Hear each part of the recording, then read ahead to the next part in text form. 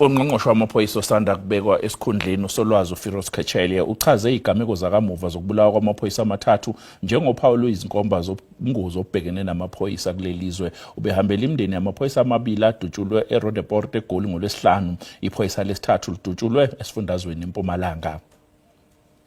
Amaphoyisa amabili adutshulwe eRoodeport, uWarrant Officer Vuyisile Sintwa kanye nosayitsheni uSimon Masinye balalela unyendle wabantu abangaziwe ngesikhathi bephuma enkantolo behambisa ejele laseBoksburg isiboshwa besisalinde ukuqhula kwicala laso uJabulani Moyo ngokudabuka eZimbabwe ogcina ephula kundlela emva kokudutshulwa kwamaphoyisa. Esigamekweni sesibili sokubulawa kwelinye iphoyisa senzeke eMpumalanga, usayitsheni Lawrence Mthweni udutshulwe ngesikhathi bephikelela esigamekweni sokubanjwa kwenkunzi besibikiwe eSkumanstal sekukhishwa umehlo kaboni we100 ezikhulu nama50 kulabo bazoqhamuka nomkhondo wokuboshwa kwabasolo egamekweni zombili.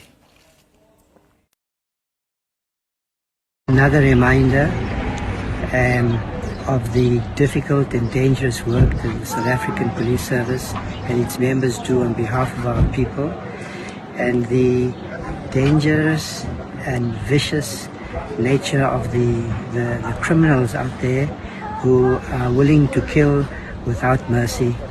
I am confident that in this particular case, the suspects and the police are already making progress, that the suspects will be apprehended and that they will face justice.